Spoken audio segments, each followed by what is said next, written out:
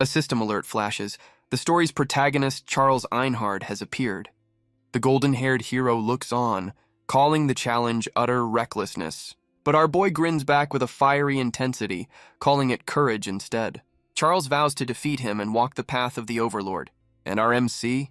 The system reveals he's the original author, reincarnated as a mob. The battle begins instantly, the very ground shattering from their presence. Their blades clash as blue lightning meets a blazing orange aura. The force of their meeting cracks the earth beneath their feet. Two immense energies collide, tearing the desolate landscape apart. The author leaps through the blast, ready to strike his own creation. But Charles Einhard meets the attack with a cold, calculating glare. The author descends like a meteor, his fiery blade crashing down. He follows through with a ground-shattering stomp, relentless in his assault. But the hero is too quick, using the debris to create distance. He reveals he's already memorized the author's attack patterns. With a smirk, Charles gathers an immense amount of lightning into his blade. Our boy realizes his fatal mistake. He's become predictable. The hero unleashes a devastating wave of pure azure energy. And just like that, the author gets a harsh lesson in protagonist plot armor. He's sent crashing into the earth, broken but not yet defeated. He pushes himself up, battered and bruised, but his will remains unbroken. But Charles gives him no time to recover, descending for the final strike. The author desperately tries to hold back the overwhelming tide of azure power. In that moment, a horrifying realization dawns on his face. The hero's blade cuts through the air, a streak of merciless blue light. It finds its mark, tearing through flesh and bone with devastating force. The searing pain is unimaginable as the lightning-infused steel rips him apart. He can only stand there, impaled by the hero's righteous judgment. A fitting title for a battle between a creator and his own creation. With cold, unwavering eyes, Charles Einhard declares the fight is over. With a final, merciless swing, Charles Einhard ends the battle. The author can only scream as the azure energy tears through his body. He's driven into the earth, carving a massive chasm in his wake. The impact sends a shockwave across the desolate wasteland. But just when it seems like it's all over, a new power begins to awaken. From the depths of the crater, a sinister red aura erupts violently. Our boy sits amidst the rubble, his body broken but his spirit stirring. Though covered in wounds, his expression is strangely serene. Then a single eye snaps open, burning with a new terrifying light. His mind flashes back to a different life, a different name, Sato Shota. He remembers himself as Sato Shota, a humble novelist, a writer who miraculously penned a 400-chapter hit series. He was the proud author of the Overlord's heroic saga, and his creation was about to be adapted into a game. All the sleepless nights and endless struggles were finally paying off.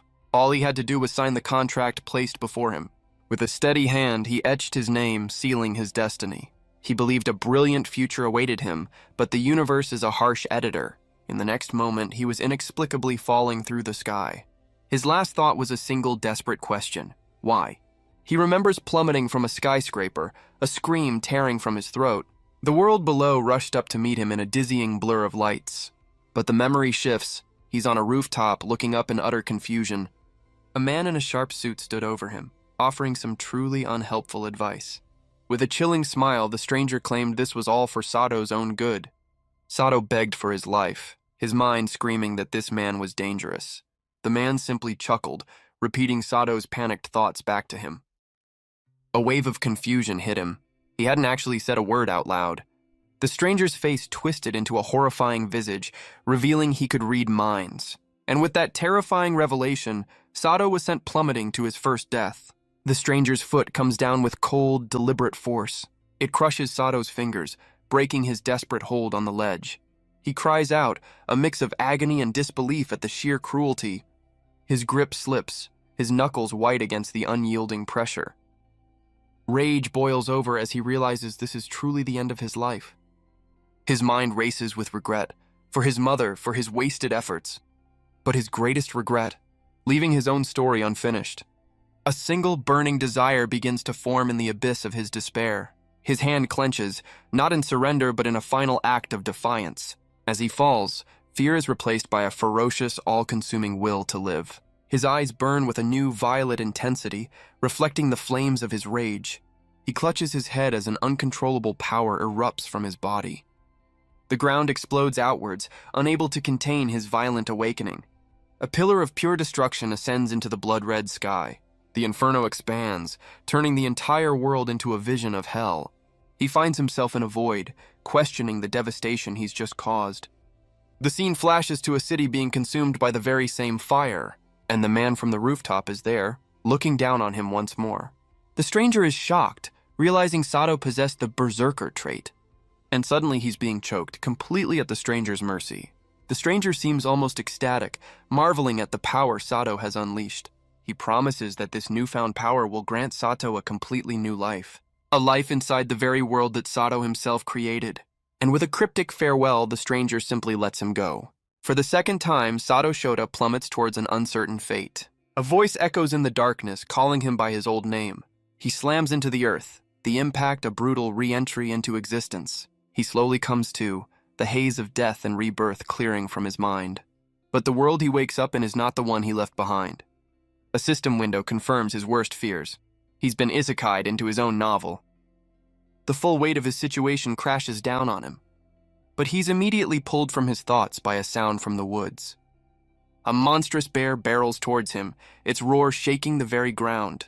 His mind can barely process the immediate life-threatening danger. Razor-sharp claws descend, aiming to tear him to shreds. But after 2 deaths, he refuses to go down a 3rd time. He throws himself aside, dodging the swipe by a hair's breadth. And as luck would have it, a conveniently placed axe lies waiting. With a gauntleted hand, he snatches the weapon, ready to fight back. Armed and desperate, Sato charges forward to face his first real monster. The beast roars, its eyes burning with a terrifying primal fury. But Sato meets its rage with his own, swinging the axe with a desperate yell. The blade connects with a sickening crunch, tearing through hide and bone. The sheer force of the blow sends the massive creature flying into the air. It crashes back to earth with a ground-shaking thud, completely motionless. Sato can only stare, bewildered by the impossible strength in his own hands. But his confusion quickly turns to sheer, unadulterated panic. He remembers being pushed from that rooftop, his first life stolen from him. And then waking up here, inside the very world that he had created. He finally understands his body has evolved, and he's not exactly thrilled about it. He inspects his new body, starting with a pair of perfectly trained biceps, then a thick chest chiseled like a statue's, and finally, a set of abs that look like they were carved from stone. The former novelist can hardly believe this is his own body. But the changes aren't just skin deep. Something else feels different. His focus sharpens, drawn to a single drop of dew on a distant leaf. He follows its descent, the world seeming to slow down around him. The world comes alive in a way he's never experienced. His senses are razor sharp. Then his heightened sense of smell picks up an unwelcome scent. His eyes flare with intensity. It's the same beastly odor from before. And it's not just one bear, it's a whole family reunion from hell. Sato wisely decides that now is an excellent time to leave. But as he turns to flee, a piercing scream cuts through the forest. His escape plan comes to a screeching, panicked halt. Somewhere else in these treacherous mountains, a tragedy has unfolded. A group of warriors lies slaughtered, their bodies littering the ground. A lone survivor recounts the horror. 4 bears, all of them deadly. She watches in terror as the beasts feast upon her fallen comrades. But a single misplaced step, a snapping twig, shatters the silence. And just like that, the monster's attention snaps directly to her. Pure, unadulterated terror fills the warrior's eyes as she's discovered. The beast descends upon her, a maelstrom of claws and fury. She throws herself to the side, a desperate scream tearing from her throat. But another one is already on her, its eyes burning with crimson rage. In her mind, she accepts her fate, a final plea to live echoing in her thoughts. But just as the end seems certain, a fist cuts through the air. It connects with the beast's jaw in a brutal, bone-shattering impact. The monster is sent tumbling through the air like a discarded toy. Sato stares at his hand, completely baffled by his own ridiculous power. The warrior can only stare back, calling him by a name that isn't his. She looks up in disbelief, mistaking him for someone named Attila. Her confusion turns to terror, screaming a warning about the danger right behind him. He turns just in time to see the rest of the angry family reunion charging in. He braces himself, realizing he's now facing a trio of enraged monsters. The warrior desperately warns him that it's a fight he can't possibly win. But a dark, almost manic grin spreads across Sato's face, challenging her words.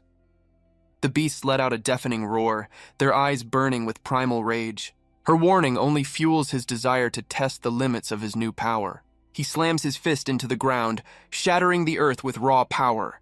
In a truly absurd display of strength, he uses one bear as a club against the other.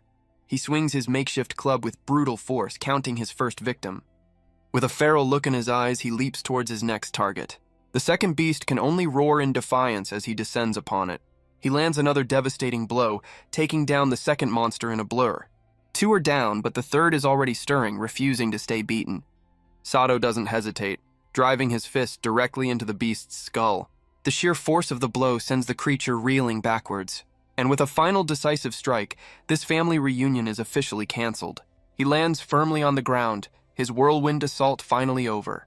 But his work isn't done, as his hand closes around a discarded spear. He launches himself into the air, spear aimed at the last remaining monster. With a golden arc of light, his blade cleaves through the air with impossible speed. The beast is torn in two, a testament to his newfound terrifying strength. The lone survivor can only watch, her mind struggling to comprehend the scene. A crimson rain falls from the sky, marking the end of the brutal massacre. Sato lands amidst the carnage, the dust settling on his decisive victory. He rises to his feet, a smirk playing on his lips as he surveys his work. But he's got one burning question. Just who the hell is this Attila guy? Before he can get an answer, the warrior throws her arms around him in a desperate hug. Tears of relief stream down her face as she confesses she never lost faith in him. Sato is completely overwhelmed by the sudden, very personal thank you. She's overjoyed, ready to take him home to a hero's welcome. But Sato is still trying to figure out who this Attila even is. And just like that, the universe decides to fill in the blanks for him. The memories of the body's original owner flood his mind in a torrent. He sees Attila's entire life, right up to its brutal, untimely end. The young warrior was betrayed, left for dead during his rite of passage, all part of a conspiracy, orchestrated by a shadowy, smiling rival. So he's not the hero, just a barbarian extra who was supposed to die. The warrior snaps him out of it, concerned by his sudden silence. A cold resolve settles in his eyes, the memories of betrayal fresh in his mind. He glances down, noticing the deep bleeding wounds on the warrior's leg. Despite his own confusion, he offers his back, ready to carry her to safety. She warns him of the long journey ahead, but he refuses to leave her behind. And with a sudden burst of speed, he takes off, leaving her screaming in his wake. Their path is blocked by a massive, seemingly impassable chasm. But for a man with a superpowered body, impassable is just a suggestion. He descends the cliff face with impossible agility, even snagging a snack on the way down. He lands without breaking stride, continuing his mad dash through the forest floor. His passenger, meanwhile, looks like she's seriously regretting her travel choices. The first taste of food in this new world is apparently a religious experience. He offers to share his snack, but she vehemently rejects his second-hand fruit. Finally, their destination comes into view, the Black Wolf tribe's settlement. The tribesmen can't believe their eyes, questioning how Attila could be alive. He stands before them, a living miracle to the people who thought him dead. And for Sato, this isn't just a village, it's a memory brought to life. This is the very settlement he designed, now a tangible, breathing reality. To see his creation thriving is a reward greater than any contract. But his moment of peace is shattered by a sudden, aggressive stomp. A young man stares in shock as Sato confronts him with silent intensity. The young man can only stare, his face a mask of pure disbelief. The crowd parts as a mountain of a man strides forward, calling Attila's name. Sato immediately recognizes the intimidating aura. This is Attila's father, Munzuk, the legendary chief of the Black Wolf tribe, and a man who looks like he eats rocks for breakfast. With a stern gaze, he puts his son on the spot in front of the entire village. Sato can only stammer out a panicked declaration of his return. But instead of a lecture, he gets a bone-crushing hug from his old man. The fearsome warrior breaks down in tears, overjoyed to see his son alive. Sato, meanwhile, looks like his soul is trying to leave his body. The chief celebrates, crediting a fortune-teller for predicting this miracle. The chief is overcome with emotion, declaring the legend of the Black Wolf true. To celebrate his son's return, Munzuk calls for a massive feast. The entire village erupts in celebration, toasting to a figure called the Great Martial God King. Sato wastes no time, devouring the food with an almost religious fervor. A fellow tribesman offers him a drink and Sato happily accepts. But as he drinks, he watches the others, a thoughtful expression on his face. The celebration continues with the rhythmic beat of a massive drum. Warriors pound out a powerful rhythm, their bodies gleaming with sweat. A ritual dance begins, one that tells the story of their legendary god king. It's a tragic tale, recounting how this great king was ultimately slain by his enemies. But the legend says this king miraculously returned from death. The dancer reenacts the tale, a fierce warrior wielding a mighty axe. Her eyes burn with the same intensity as the hero she portrays. She spins into a whirlwind of motion, a dance of both grace and destruction. The air itself seems to bend to the power of her performance. Sweat beads on her brow, a testament to the dance's grueling demands. The story ends with the god king standing as the village's sole protector. The tribe erupts in cheers, their spirits lifted by the ancient tale. Even Sato is impressed, admitting this live-action version is pretty good. But as the celebration continues, he sits alone, his mind racing. He realizes that if this truly is his world, there must be a way out. An escape route he himself wrote into the story. The legendary fairy kingdom. It's the only place he would have put an exit, a classic author's back door. But his grand escape plan is interrupted by the call of a well-cooked meal. A heavy footstep signals the end of his quiet moment. A warrior approaches, having heard the tale of his forebear takedown. This is Bleeda, a gold belt warrior of the Black Wolf tribe, and he's clearly impressed. He declares that Attila has now earned his place among their elite ranks. Sato accepts the honor with a quiet, determined gratitude. He has officially become a gold belt warrior, one of the tribe's strongest. This title is not just an honor, it's a direct path to becoming the next chief. And for that very reason, this celebration is about to get complicated. Sato realizes this toast isn't just a welcome, it's an entry into a power struggle. But as he raises the mug, his heightened senses pick up a familiar, dangerous scent. It's a smell tied to a truth that only he, the author, could possibly know. The man who betrayed Attila questions his hesitation, a dark aura around him. Without a word, Sato pours the poisoned drink onto the ground, confirming his suspicion. He cuts straight to the point, challenging the traitor to a fight right then and there. The rival seems amused, mocking Sato's sudden burst of courage. He warns Sato not to get arrogant, dismissing his survival as a mere trick. The rival simply smirks, telling Sato to enjoy the feast for now. He tries to stop them, but Bleeda just waves a dismissive farewell. Sato can only watch as the traitor and his lackeys retreat into the night. He's left standing alone, surprised that his rival actually backed down. He realizes Bleeda is a coward, who only picks fights he's sure to win. Unable to gauge Sato's new power, Bleeda will surely try to kill him again. His mind flashes back to a simpler time, a young boy proudly showing his first kill. The memory brings a somber look to his face, a life that wasn't his. He remembers his father's praise, a promise of a great future. A memory of a proud father and his eager, wide-eyed son. He remembers his father, Munzuk, a man as bright and warm as the sun. But Sato never had a father, leaving him unsure how to act. He stands alone, lost in the unfamiliar feeling of paternal love. He can't help but wonder what his own life might have been like. He pictures the memory of a proud father and his triumphant son. Would he have ever received that kind of praise and affection? But his thoughts are cut short as Munzuk calls him over. The chief stands before him, ready to give him something important. He presents the mark of the Gold Belt Warrior, a legendary honor. His father beams with pride, knowing it's a title any warrior would die for. Munzuk eagerly pushes the belt into Sato's hands, telling him to put it on. But Sato has a problem. As a former novelist, he has no idea how to tie it. The result is a fashion disaster that screams, "I have no idea what I'm doing." Thinking fast, he makes up an excuse, claiming his hand is injured from the fight. His father immediately buys it, his face lighting up as he offers to help. Sato can only stare, completely caught off guard by this level of fatherly doting. The chief kneels, fondly recalling the first time he ever tied Attila's belt. With an expert's touch, the knot is tied, sealing his new status as a warrior.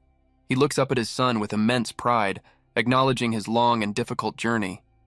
For the first time, Sato feels a warmth he's never known, offering a genuine thanks.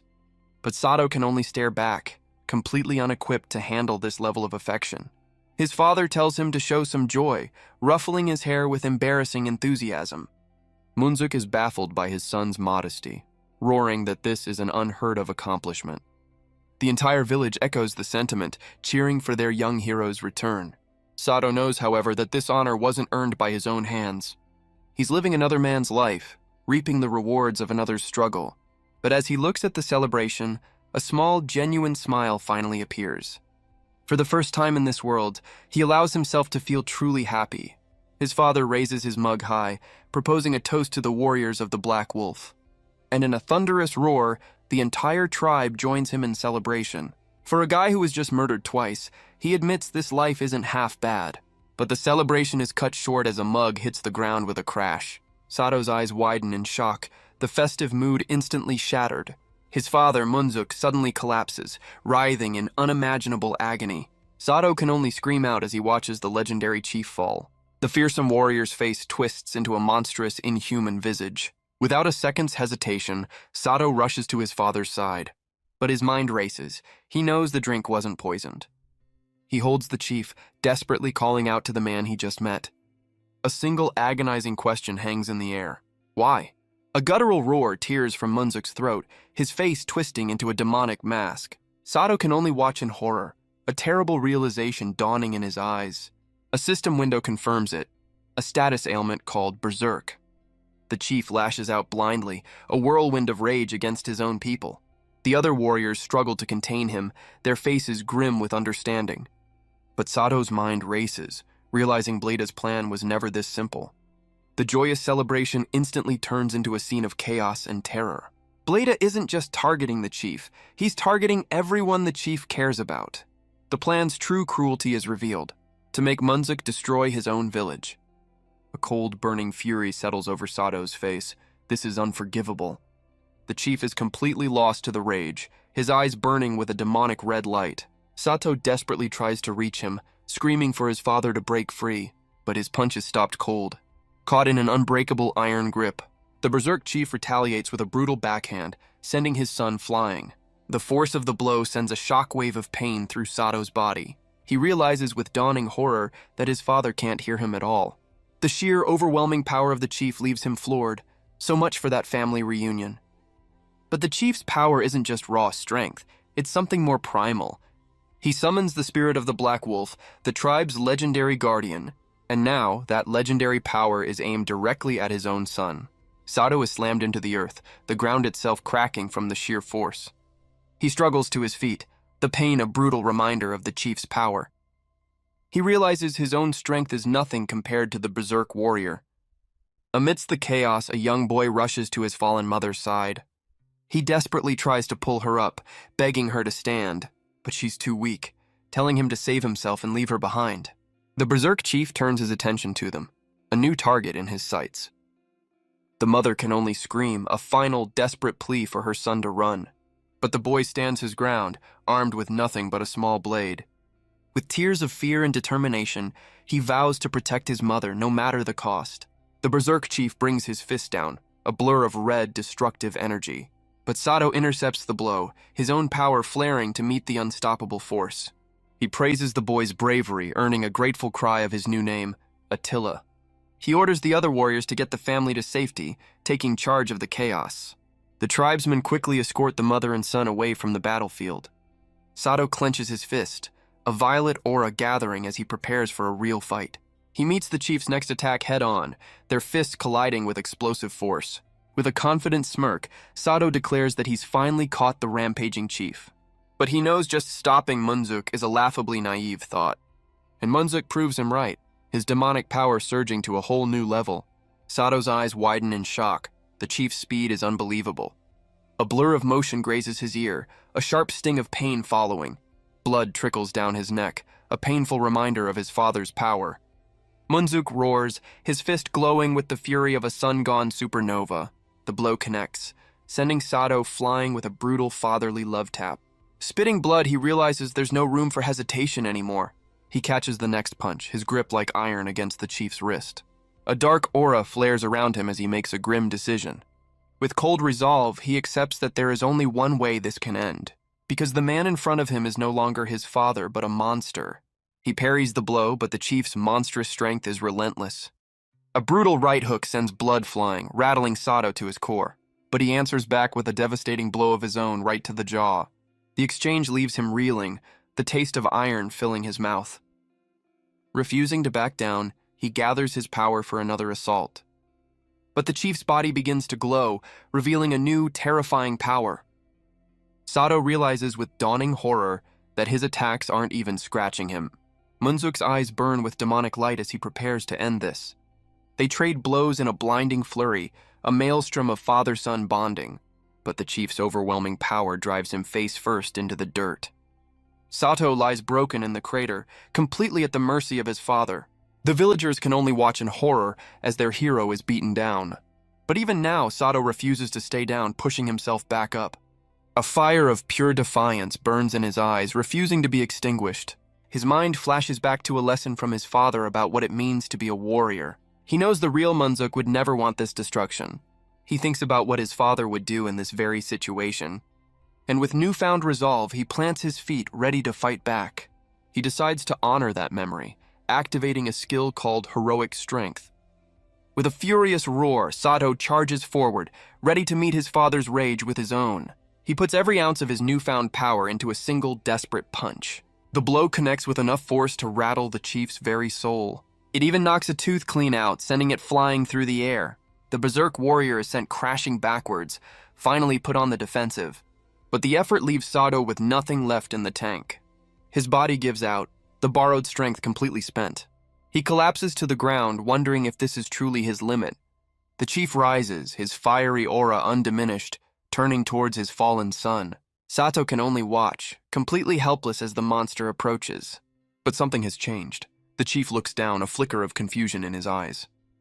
He looks down at his own hands, the demonic rage finally receding from his eyes. Sato can only watch from the ground, wondering if his desperate punch actually worked. And just like that, a system window confirms it. Munzuk has recovered from the berserk state. The impossible has happened. The chief has been brought back from the brink. But as Sato tries to process this, he spots something glinting in the dirt nearby. It's a small needle, the true source of the poison that drove his father mad. Munzuk, now himself again, rushes to his son's side, his voice filled with panic. Sato reassures him, though his body is screaming in protest. So much for a quiet family reunion. But just as relief sets in, Munzuk cries out, his body seizing in agony. The legendary chief collapses, his face a mask of unbearable pain. The sound of thundering hooves cuts through the chaotic night. And just like that, Bleda and his men are already making their escape. Elsewhere, a cloaked figure notes that the berserk needle wasn't meant to be removed. But Sato's desperate punch did the impossible, dislodging the cursed item. The needle was forced out, a development no one could have predicted. Bleda whips his horse, his face a mask of pure, unadulterated rage. He vows that Sato's victory is temporary. Everything will end tomorrow. He and his men ride hard for the northern cave, their hidden sanctuary. Standing before the entrance, Bleda gives the order to head inside. With a torch in hand, the traitor leads his men into the darkness to plot his revenge. Bleda and his men freeze in terror, finding their sanctuary is already occupied. A monstrous voice echoes through the cave, demanding the return of its child. Heavy, enchanted chains strain against an unseen, immense power. They've stumbled upon a massive chained beast, its eyes burning with maternal rage. This is the tribe's divine beast, the legendary calamity of the forest. But Bleda is unfazed, holding a ball of fire as he addresses the creature. The calamity roars back in defiance, refusing to be intimidated by these cowards. So Bleda reveals his leverage, a tiny, captured cub held by one of his men.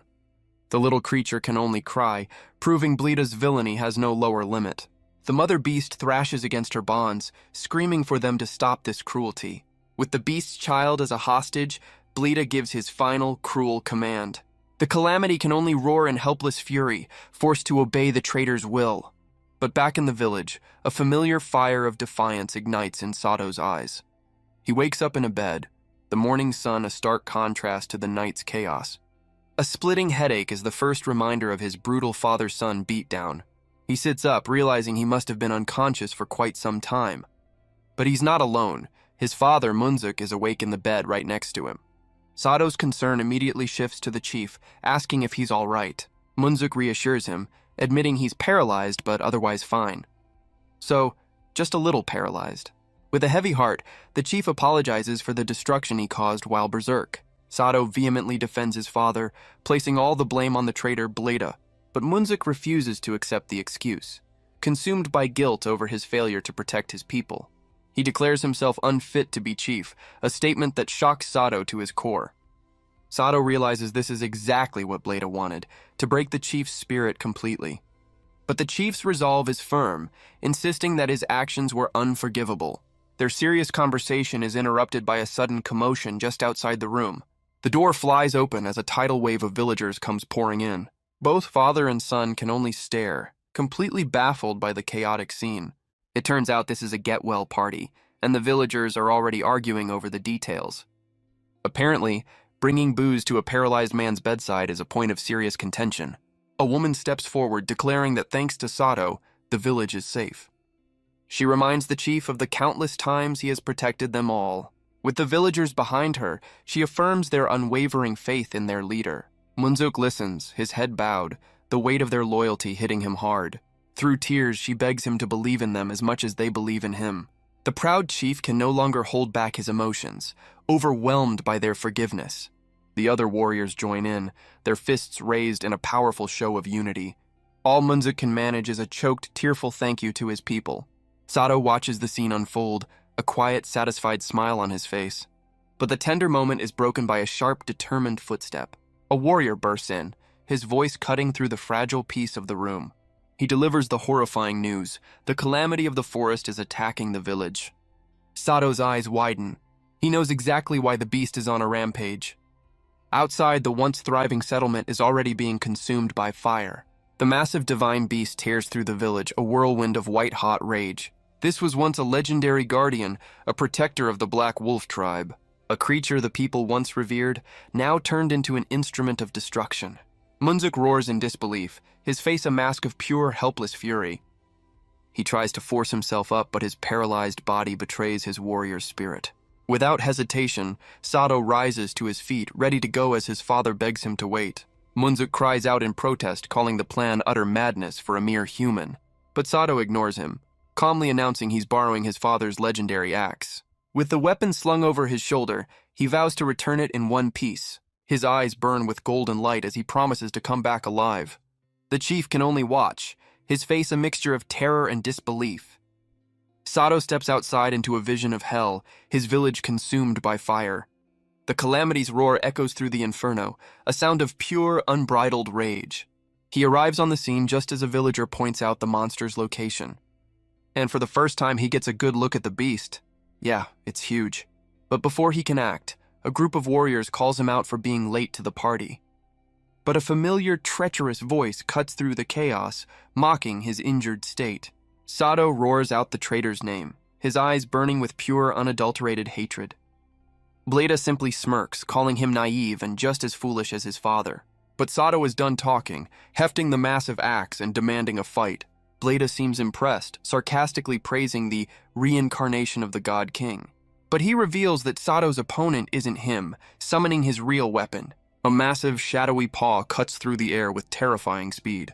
Sato braces himself, raising the axe to meet the devastating blow head-on. And there it is, Bleda, standing before the calamity, directing its every move. Sato can only stare in disbelief, demanding to know how he's controlling a divine beast. Bleda boasts that making an opponent kneel is a simple matter. All you have to do is take away the one thing they hold most dear. Sato can only listen, his grip tightening on his father's axe. The traitor declares that anything worth protecting is nothing but a weakness. But Sato has heard enough, asking if those were the traitor's final words. Bleda just scoffs, turning the question right back at him. With a final command, he unleashes the calamity of the forest. Sato roars back, swinging the massive axe to meet the charge head-on. The beast's paw descends, a blur of claws and destructive energy. He meets the blow, the force of the impact shaking the very ground. Sato grits his teeth, realizing he's in a seriously bad spot. He knows if he takes that hit directly, he'll be nothing but a red smear on the ground. The calamity roars, bringing its full weight down in a devastating strike. The force of the blow sends Sato skidding backwards across the burning village. He digs his heels in, using the axe to slow his momentum and avoid being crushed. A nearby villager can only watch, his face a mask of pure, unadulterated terror. Sato realizes with dawning horror that the beast is impossibly fast for its size. Worse yet, its hide is like stone, making his axe practically useless. The monster lets out a deafening roar, its breath hot enough to singe the air. But as he stares into its maw, Sato's eyes lock onto its one visible weakness. A sudden realization hits him. You can't cut rock, but you can drive a stake through it. The simple logic clicks into place, a new strategy forming in his mind. If he can't cut through the beast's hide, he'll just have to pierce it instead. He flips the massive axe, aiming the sharp, pointed end forward like a javelin. With a guttural roar, he charges forward, ready to test his new theory. He launches himself into the air, a human missile aimed at the beast's one weak point. The makeshift spear finds its mark, tearing into the soft flesh of the monster's mouth. But he's not done yet, using the momentum to swing himself into a new position. The calamity roars in agony, its rage now focused entirely on the man in its mouth. He lands on its head, bringing the axe down with every ounce of his strength. He becomes a whirlwind of motion, spinning with the axe held high. With a final, desperate roar, he brings the weapon down with all his might. The second axe slams into the first, a makeshift hammer and nail. The blade is driven deeper, a brutal but undeniably effective solution. The villagers can only stare, baffled by his axe-on-axe technique. The calamity stumbles back, the force of the blow rattling its very core.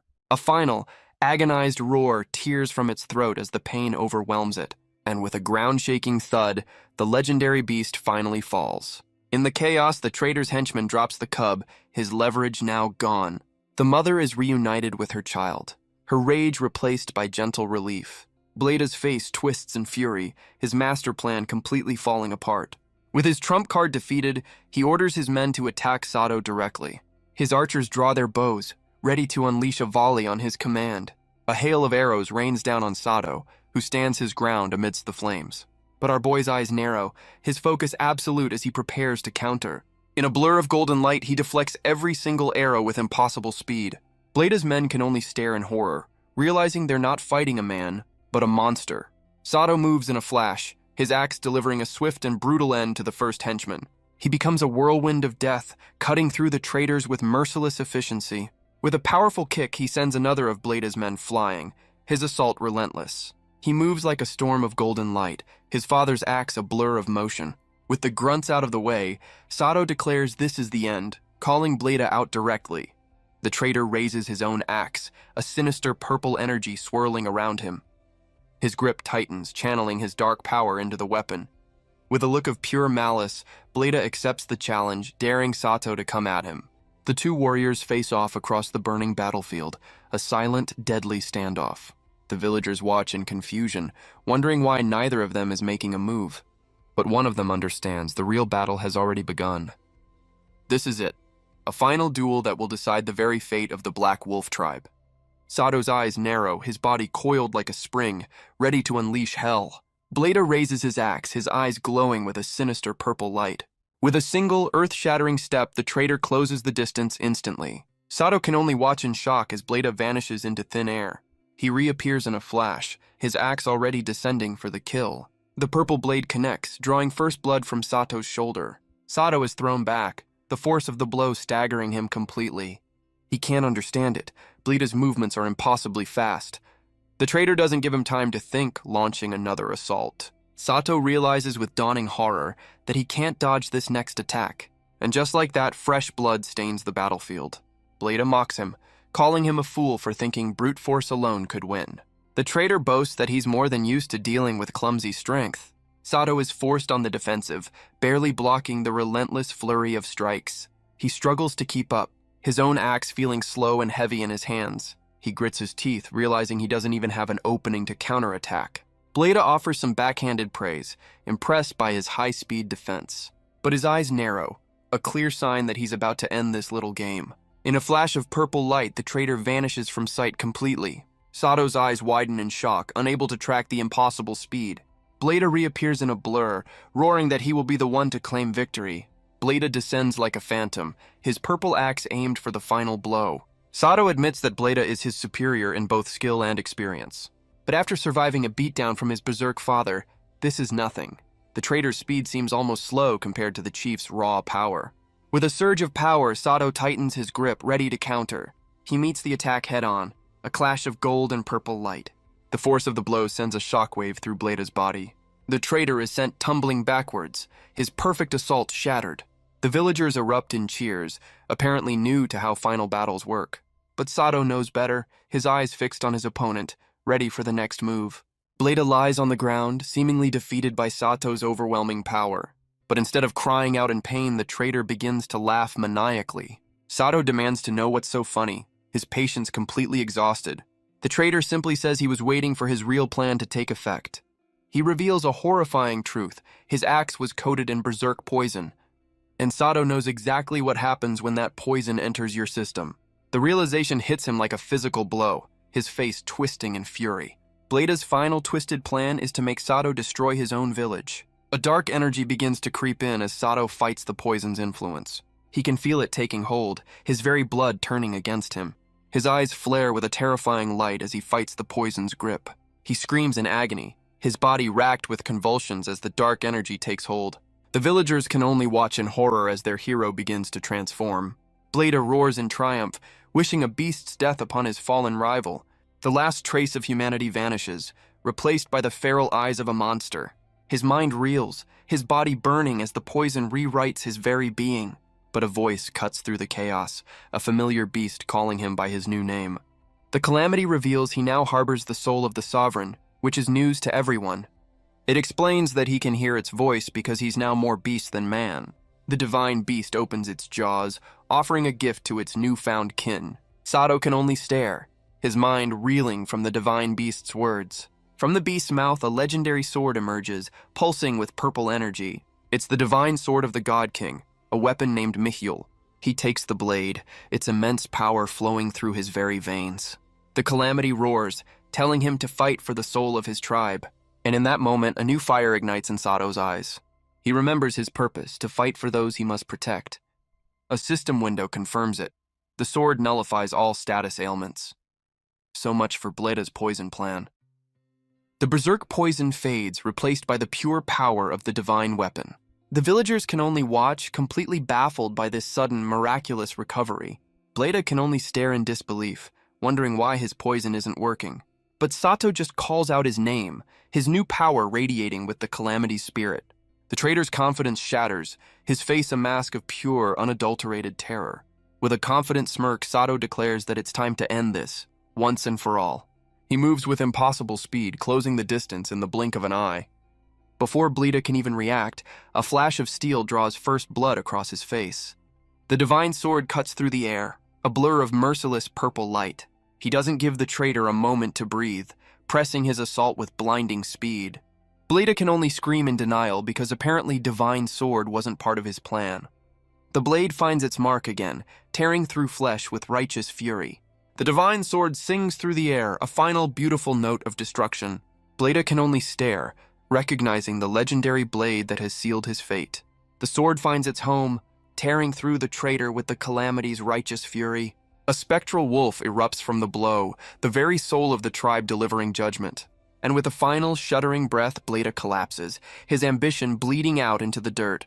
His last thought is one of bitter irony. Attila was chosen by the very beast he tried to control. And in his final moments, his life flashes before his eyes, a tale of bitter resentment. He was always the second son, forever living in the shadow of his talented older brother. While his brother was praised and admired, Bleda was left to fester in jealousy. So, standard villain backstory stuff. His desperate attempts to prove himself only ever ended in pain and humiliation. He remembers wanting to master a dangerous power, one that pushed him to his very limits. But his ambition was born from a time when he fought alongside his older brother. Together, they were hailed as the tribe's strongest warriors, an unstoppable duo. His brother was always the reckless one, charging into the fray with a wild grin. Bleda could only watch in frustration as his brother took on entire armies by himself. The man was a true force of nature, a whirlwind of destruction on the battlefield. But in one fateful battle, his brother's recklessness finally caught up to him.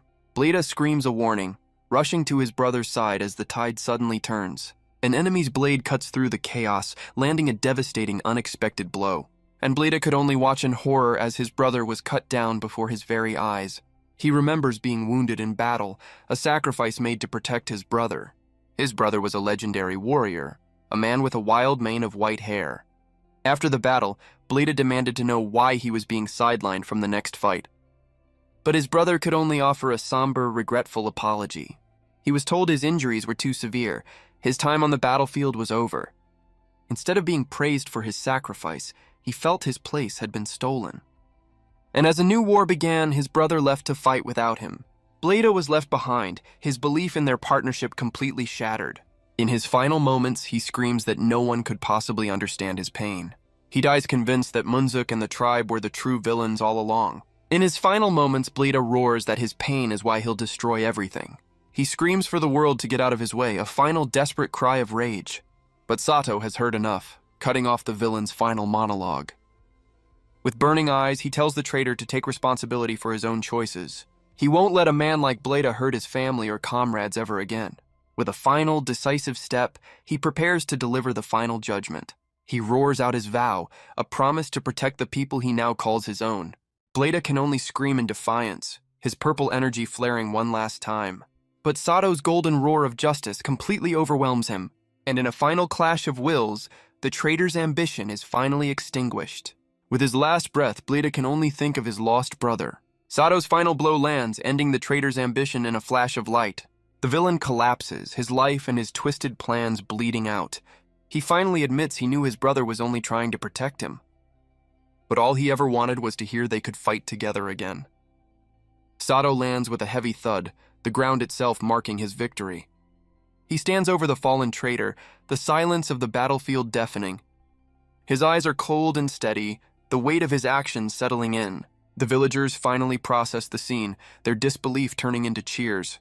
A single cry cuts through the chaos, declaring Attila the victor. With the traitor defeated, a fragile peace returns to the Black Wolf village. But Sato has already made his choice. He's leaving to find the fairy kingdom. He stands ready to depart, offering a final confident farewell to his new family.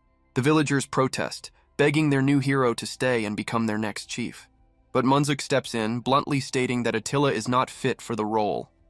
The tribe immediately refutes him, insisting Sato is the perfect choice for their leader. With a grin, the chief decides to prove his point with a little demonstration. The villagers can only stare, completely confused by this sudden turn of events. Munzuk grips his axe, ready to deliver some tough love parenting. He unleashes a devastating swing, ready to show them what a real chief looks like. Sato can only stare in disbelief, wondering what his father is doing. The axe blade stops just inches from his face, a brutal test of his resolve.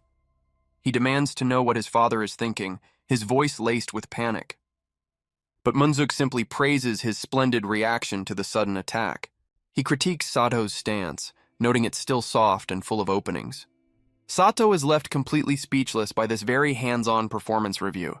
The chief acknowledges that his son clearly possesses a special power.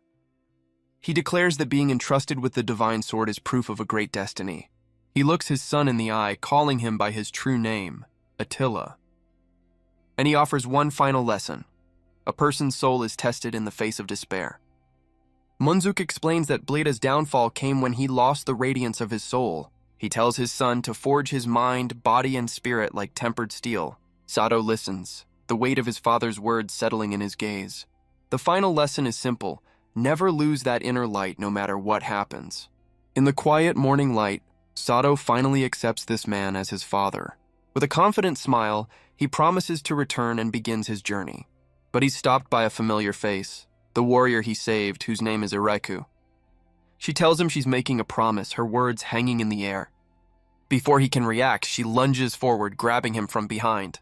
She gives him a crushing farewell hug, calling him her good luck charm. Sato is left completely flustered by her very forward declaration. She gives him a parting gift, a charm made from the calamity's own fang. Ireku smiles, certain that the divine beast's power will protect him. He accepts the token with a quiet, genuine word of thanks. But his father decides on a much less dignified exit, literally carrying him away. And with a final wave, Sato leaves the Black Wolf tribe behind. His journey begins, and his first night is spent alone by a small campfire. But his focus is entirely on the perfectly roasted meat sizzling over the flames. After all that fighting, a good meal is the only reward that matters.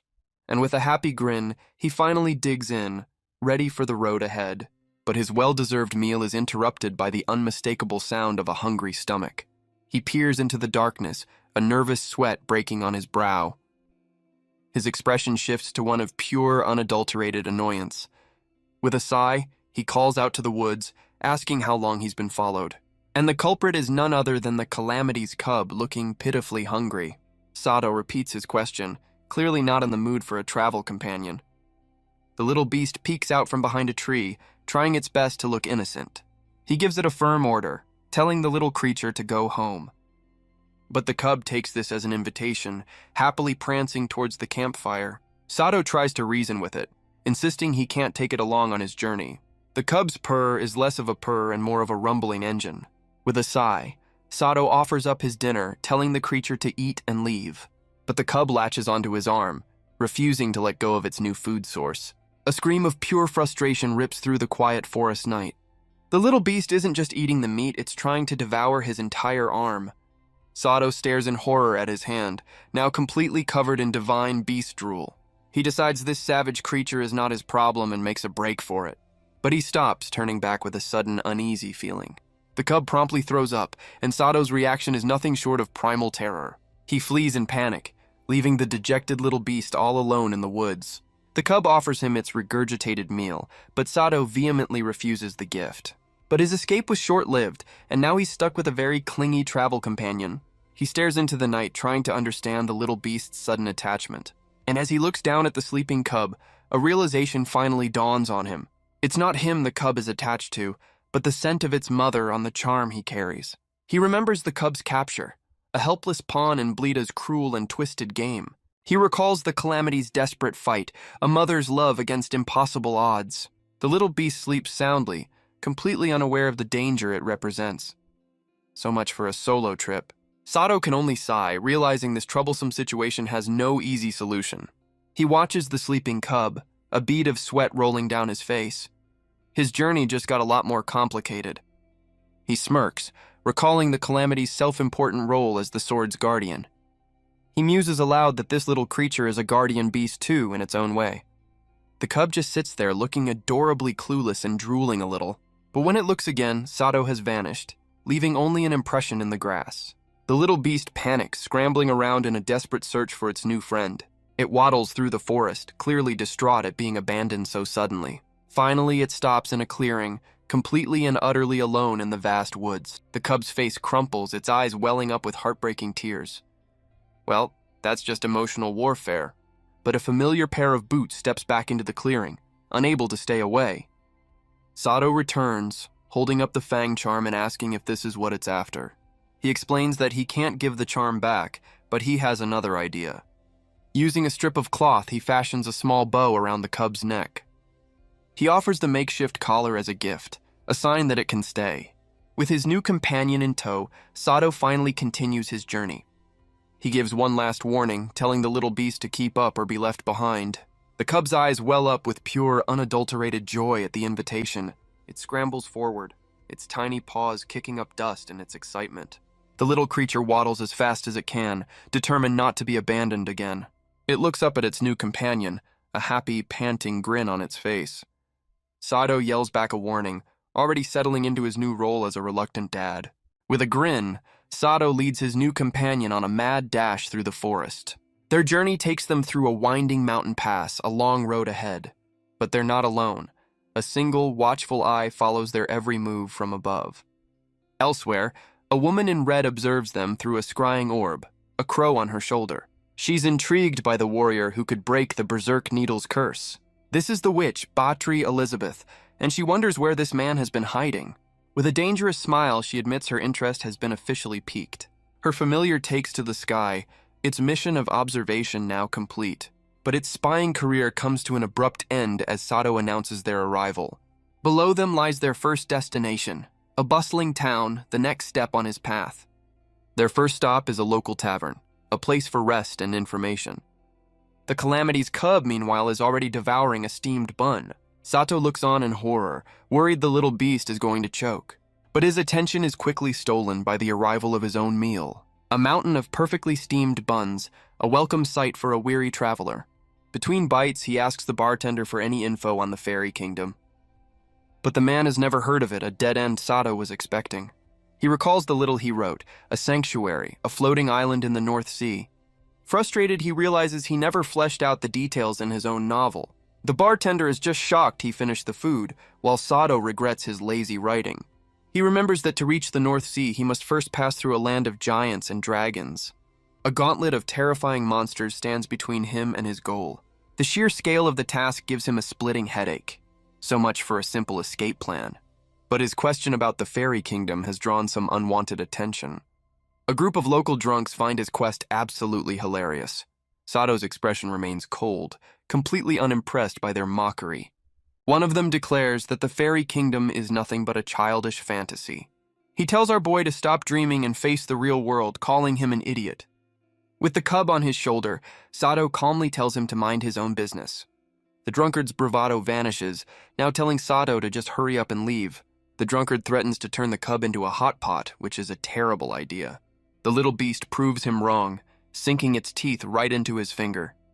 Sato tries to calm his companion, dismissing the man as a harmless drunk. But another man sends the drunk flying with a powerful, dismissive kick. A new challenger approaches, his presence silencing the entire tavern. This is Otto, a mercenary leader who clearly has a problem with Sato's presence. The bartender panics, recognizing the dangerous newcomer immediately. He desperately urges Sato to leave before things get any worse. He clarifies that this isn't just any knight, but the infamous ogre blade Otto. Sato's interest is piqued, an outlaw who was once a knight. Otto smirks, dismissing Sato's question with arrogant silence. With a single command, he unleashes his men, turning the tavern into a battlefield. But Sato's eyes narrow, a golden fire igniting as he prepares for the assault. In the blink of an eye, the entire mercenary crew is on the floor, completely neutralized. Otto can only stare in utter disbelief, his confidence completely shattered. He demands to know just who this mysterious warrior could possibly be. With a wild grin, Sato gives him the most confusing answer possible. He's the original author. He tears off his cloak, revealing his chiseled physique and declaring the warm-up is over. Otto's tough guy facade crumbles into pure, unadulterated panic. So much for the ogre blade. Sato finishes the job with a smile, claiming it was all just self-defense. The bartender can only stare, completely shocked by the sudden turn of events. Sato puts on an innocent face, claiming it was all just self-defense. But instead of anger, the bartender grabs his hands, overcome with gratitude. Sato looks at a wanted poster, realizing he just took down a group of criminals. The bartender explains the men were wanted, a plague on the entire town. But Sato's eyes narrow, questioning why the bounty demands they be taken alive. The man whispers that it's likely to draft them into an impending war. He explains there are rumors of a conflict and their side is short on soldiers. A local baron is gathering anyone with fighting ability, even wanted criminals. A greedy grin spreads across Sato's face, because war means opportunity, and opportunity means cash. The bartender's face twists in panic, realizing what Sato is planning. And so, Sato takes his captured criminals straight to the Lord's manor. He stands before the local lord, the captured mercenaries kneeling at his feet. The man, Lord Bertrand, asks if he's the one trading bandits for a warhorse. Sato confirms his identity with a simple, respectful nod. But he adds with a grin that he's also here to collect the bounty. Business is business, after all. The Lord is immediately on the defensive, questioning Sato's bold assumptions. But Sato just smiles, calmly asking if the Lord isn't preparing for war. The Lord roars in outrage, demanding to know the source of this information. Sato lays his cards on the table, revealing he knows all about the coming war. He explains that the lack of bandits or even a town watch proves his point. Lord Bertrand can only sweat, completely caught in his own scheme. Sato presses further, noting the Lord wanted the bandits alive for the coming conflict. He then lays on the flattery, praising the Lord's legendary reputation. The old man's stern facade cracks, a blush creeping onto his cheeks. The Lord preens, completely won over by the praise. Apparently egos are easy to stroke. Sato feigns humility, offering his services while knowing it's all a lie. Convinced of his own importance, the Lord agrees that a reward is well-deserved. He offers 10 gold coins and a warhorse, a deal Sato happily accepts. But just as the deal is struck, the Lord adds a single ominous condition. Sato's eyes narrow, sensing the inevitable catch in the Lord's offer.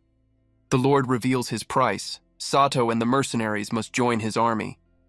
The captured mercenaries are less than thrilled about their new career path. But for Sato, this was the plan all along, a confident smirk on his face. He knows that to find what he's looking for, he has to join the war, because this conflict is the only way to draw out a very specific person. A man with silver hair and a reputation that precedes him. A warrior so feared his enemies call him the god of death. This is his chance to finally meet Charles Einhard, the protagonist of his story. Because Charles is the only one who knows the way to the fairy kingdom. And so Sato finds himself in the service of Lord Bertrand, a new soldier in a coming war. His first stop is the dungeon, where Otto is already begging his new boss for a way out. The rest of the mercenaries look on, clearly regretting their life choices. Otto screams in desperation, unable to accept his new role as a conscripted soldier, but Sato just tells him to quiet down, casually revealing he's only 16 years old. The former ogre blade is left completely speechless by this revelation. Sato quickly reestablishes the chain of command with a single chilling threat. Otto tries to pin the blame on him, but Sato reminds them they were caught red-handed. He offers some simple advice. Join the fight, and they might just survive. The weight of his words finally sinks in, leaving the mercenary leader defeated and silent. Unwilling to accept his fate, Otto challenges Sato to a one-on-one duel. Sato racks his brain, vaguely recalling a rule like that from his own novel. It's a formal tradition among knights, a one-on-one battle known as a joust, a high-stakes duel where two warriors put everything on the line. And while the specific rules may vary, one thing is always true. The winner takes all, their victory absolute and unquestioned. And the loser is left with nothing but shame and defeat. Otto reveals he was once a knight, believing he has a chance in a proper joust. Sato listens, completely unimpressed, while his companion looks ready for a nap. But Sato knows this man is just a mob character, fated to die an insignificant death. He realizes his presence is already starting to change the history he wrote. His actions are creating ripples, altering the flow of the entire war. But he agrees, needing Otto alive to drag another mercenary group into the conflict. The terms are set. If Otto wins, his men go free. If he loses, they all fight. With a confident grin, Sato officially accepts the challenge. Even his tiny companion seems to be cheering him on. So supportive. The other mercenaries roar their support, their lives hanging on this one fight. Otto steels himself, ready to fight for his and his men's freedom. But Sato just looks on, completely unfazed by the high-stakes gamble. 10 days later, the stage is set for their fateful duel. A massive coliseum roars with anticipation as the two warriors take their positions. An announcer in a rather flamboyant outfit welcomes the crowd to the main event. Otto's men cheer wildly, their hopes for freedom riding on their leader's victory. Even Lord Bertrand watches from the stands, his expression grim and unreadable. The announcer declares this a battle where everything is on the line. No pressure, guys. The rules are simple.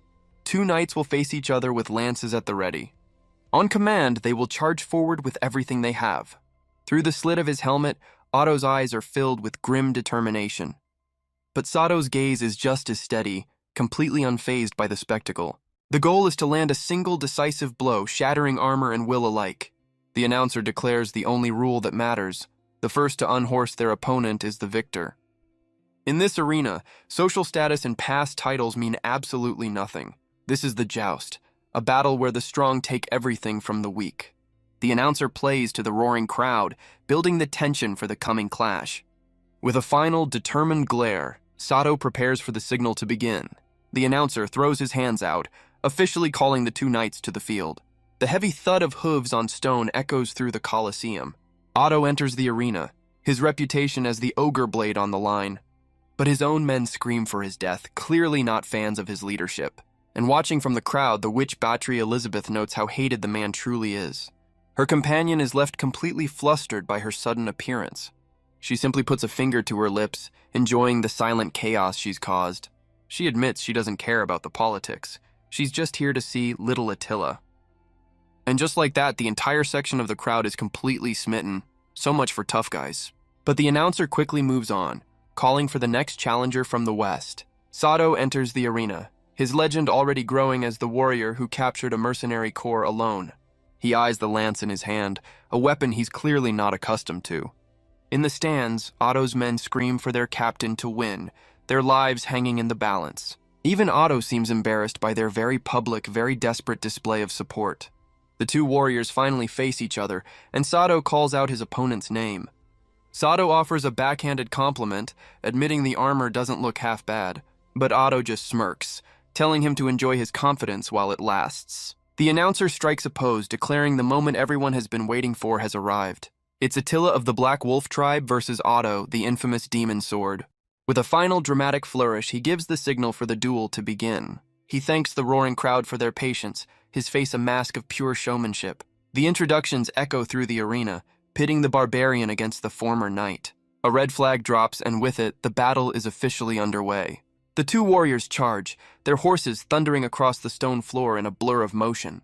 Otto's eyes are filled with grim resolve, convinced that victory is within his grasp. Otto puts all his faith into this one decisive strike. He's certain the longer reach of his lance will guarantee his victory. But Sato just watches the incoming weapon with a cold, steady gaze. And in a move that defies all logic, he simply catches the lance mid-charge. Otto's face twists into a mask of pure, unadulterated shock. The crowd screams in disbelief, wondering if he caught it with his bare hands. With a smirk, Sato snaps the tip off, ready to return the favor. So much for the rules of jousting. The former knight can only stare, the cold sweat of terror on his brow. A new skill activates, one that's perfect for this very situation. And with a feral grin, Sato unleashes his own high-speed projectile. Otto's eyes widen in pure, unadulterated terror. The broken tip flies like a bullet, a golden streak of improvised justice. It slams into Otto's chest, shattering his armor and his confidence. The former knight is sent crashing to the ground, his joust officially over. From the stands, the witch battery. Elizabeth lets out a soft, amused chuckle. She recognizes his power, confirming he's a true berserker. The announcer declares Sato the winner, who seems to think lances aren't so bad after all. But the fight isn't over, as the announcer calls for the second round. Otto grips a mace, his arm still bleeding from that first devastating hit.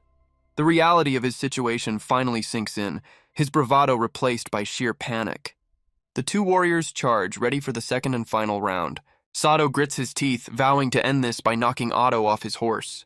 He urges his horse forward, a blur of motion as he closes the distance. Otto meets the charge, his face a mask of desperate determination. But his men can only scream in horror as their captain makes a fatal error. Otto's mace spins wildly, a golden light flaring from its core. The former knight's eyes widen, a bead of sweat tracing his terror. Because from the stands, a single elegant finger snap changes everything. The witch battery. Elizabeth smirks, deciding to add a little chaos to the duel. So much for a fair fight. A massive dome of purple energy erupts, trapping the two warriors in a magical arena. The entire crowd, including the cub, can only watch in utter disbelief. But while Otto panics, Sato just grins, ready for a real fight. From the stands, Lord Bertrand's eyes narrow, sensing the shift in the battle. The announcer, however, seems to think this is all part of the show.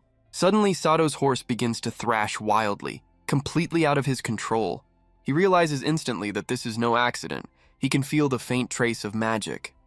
His eyes scan the arena, searching for the magic user hidden in the crowd.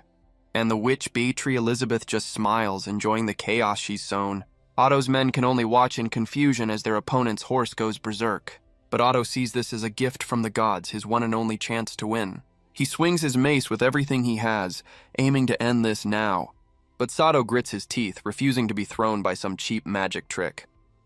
Otto realizes he missed, but his desperation fuels a second, frantic attempt. But our boy just gets a brilliant and frankly terrifying idea. With his own horse out of commission, he simply decides to borrow another one. Otto can only stare, his brain completely failing to process the situation. In a flash, Sato lands right behind him, turning this duel into a tandem ride. He grabs the former knight, his expression screaming, "Surprise road trip!" The crowd can only watch in awe as he hijacks his opponent's horse mid-joust. Even the announcer is at a loss, wondering if there's a rulebook for this kind of chaos. From the stands, Lord Bertrand can only shake his head, unimpressed by this circus. With Otto in a chokehold, Sato declares this second round officially his. The horse continues its mad dash, now carrying two very unwilling passengers. Sato holds on tight, his impromptu equestrian show far from over. But his frustration boils over as the horse continues its magical rampage. Deciding he's had enough, Sato leaps from the horse with incredible agility. He sends Otto flying, the former knight crashing hard onto the stone floor. Otto's men scream in panic, realizing their captain is in serious trouble, because Sato's original berserk horse is now charging straight for the fallen knight. But a heavy foot plants itself on the ground, ready to intervene. From the stands, the witch Batri Elizabeth watches with a calm, calculating interest. Sato stands over the fallen Otto, a silent guardian against the rampaging horse. With a single commanding glare, he orders the berserk beast to stop in its tracks. And just like that, the horse's magical rage is replaced by pure, unadulterated terror. It turns tail and flees, apparently deciding Sato is the scarier of its two options. Otto's men can only stare, their minds completely failing to process what just happened. The witch's smile widens, clearly impressed by this unexpected display of power. Sato calmly picks up the mace that his opponent dropped during the chaos. He stands over the fallen knight, the weapon a clear symbol of his victory. Otto can only look up, his defeat now absolute and utterly undeniable. With a confident grin, Sato asks if the former knight is ready for round 3. But Otto can only stare, the reality of his defeat finally sinking in.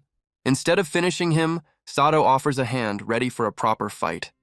The announcer roars, declaring it's time for the final, decisive round. From the stands, the witch smiles, impressed that Sato noticed her interference. He apologizes for the slight trouble, milking the chaos for all it's worth. With a dramatic flourish, he announces the final round will be fought on foot. The rules are simple. There are no rules, and any weapon is allowed. With a final chop of his hand, the announcer signals the start of the battle. The two warriors clash instantly, a blur of steel and desperate motion. Sato swings his mace with a terrifying, almost inhuman power. Otto recognizes the sheer weight behind the attack, knowing one hit could be fatal. But he believes if he can just dodge this first strike, he'll find an opening. Sato leaps into the air, bringing the weapon down with earth-shattering force. The former knight can only grit his teeth as the golden arc descends. The mace slams into the stone floor, missing its target by a hair's breadth. Seeing his chance, Otto charges forward, convinced that victory is his. But Sato just grins, calling his opponent's desperate move completely naive. He pivots with impossible speed, catching Otto with a brutal backswing. The blow connects, and Otto realizes he's not fighting a man, but a monster. Sato stands over his fallen opponent, his aura radiating pure, untamed power. His eyes glow with a terrifying intensity, a silent promise of what's to come. From the stands, Otto's men can only scream in horror for their fallen captain. They beg for the fight to end, their bravado completely shattered by the display. But Otto stumbles to his feet, desperately trying to call a halt to the beatdown. The former knight grits his teeth, his pride warring with his sheer terror. His men plead with him to give up, knowing this fight is already lost. They finally surrender, willing to join the war if it means saving their leader. Their loyalty, it seems, finally kicks in when their boss is about to be turned into a pancake. Hearing their cries, Otto's resolve finally breaks, his defeat now absolute. But Otto can only laugh, moved by his men's loyalty even with his hands tied. Sato looks down, a grim understanding on his face as he listens to the defeated man. The small blade clatters to the ground, a final, quiet admission of his defeat. With the battle over, Sato stands as the undisputed victor of the duel. The announcer makes the official call, declaring that Otto is unable to continue. A white flag waves in surrender as the crowd roars Attila's name in victory. The dust settles in the arena, leaving one man standing and a new legend born. Otto looks up at the sky, his pride shattered but his life spared. But instead of a final blow, Sato offers a hand, helping his new subordinate to his feet. He tells the former knight that he's not just some nameless mob anymore. Welcome to the main cast, buddy. He tells Otto he's a respectable warrior, a title earned in the dust of the arena. Otto's men, and even the cub, erupt in a chorus of very manly, very grateful tears. From the stands, Lord Bertrand watches the outcome with a cold, calculating gaze. And amidst the cheering crowd, a cloaked figure watches the scene unfold. The witch Batri. Elizabeth offers a knowing smile, her little game now concluded. The Calamity's cub scrambles across the arena, eager to join its victorious companion. And as the sun sets, a new, unlikely alliance is forged in the Colosseum. At Sato's request, the Kiri Mercenary Corps officially joins Lord Bertrand's army. And that night, they toast to a new beginning, their mugs clashing in celebration. Otto declares the drinks are on the new boss, and the men cheer for their unexpected fortune. The tavern is alive with the mercenaries' demands for more food. Sato watches the scene, dryly noting their surprisingly fast recovery. Otto proudly declares that a true warrior accepts defeat with grace. But his grace vanishes when Sato denies him a drink, sending him into a panic. The former knight is reduced to playfully wrestling his own men for a mug. 2 weeks later, Sato notes that Otto seems to have recovered just fine. The friendly bartender approaches, interrupting Sato's quiet meal. He wishes Sato luck in the coming war against Aquitaine. Sato's eyes narrow, questioning how the man knew about their plans. The bartender quickly blames a loose-lipped mercenary before changing the subject. But Sato's eyes narrow, his voice a low command to stay perfectly still. The bartender panics as Sato drops into a ready stance, the friendly mood shattered. With cold certainty, he declares that this man is not the real owner. His heightened senses picked up the truth. The man has no scent, like a doll. He points out the obvious. A man who cooks and serves should smell like it. The bartender's face twists into a demonic visage as Sato demands his true identity. And just like that, the disguise shimmers away, revealing a creature of red energy. With Otto watching in shock, Sato confronts the mysterious being head-on. A masked figure emerges from the illusion, impressed by Sato's perception. So much for a quiet night. But he warns that knowing his identity won't save them from what's coming. The masked man summons a glowing chain, his weapon of choice. He swings it in a fiery arc, promising them a swift trip to the afterlife. The chain whips forward, but Sato dodges the deadly strike with ease. The weapon smashes the chandelier, plunging the entire tavern into darkness. But Sato's eyes are already adjusting, his focus unwavering in the sudden gloom. Otto, however, immediately begins to panic, screaming about the dark. He can't calm down, terrified of facing an assassin he can't even see. So much for the ogre blade. He screams a warning as the masked man descends for a surprise attack. The blow connects, sending a jolt of pain through the terrified mercenary. Sato grabs his panicking subordinate, telling him to stay put while he handles this. Sato's eyes narrow, deducing he's facing an assassin who specializes in disguise. The masked man is visibly stunned, his identity somehow exposed. But Sato knows more, calling him by name, Rashid, the second-ranked assassin. The unmasked assassin stands ready, his cover completely blown. With a confident smirk, Sato asks if he got the details right. A small needle clatters to the floor, a silent, deadly projectile. But Sato moves in a flash, holding the needle to the assassin's own throat. Rashid threatens him, demanding to know the source of his information. He offers a choice between a quick death or a much more painful one. But Sato just grins, questioning if he can back up that threat with just a sword hilt. Rashid lunges forward, his own needle aimed to kill. The assassin can only stare, realizing his blade is completely gone, because Sato now holds the very weapon he was threatened with. He brings the blade down in a flash, turning the tables instantly. The steel cuts cleanly through the assassin's mask, a perfect strike.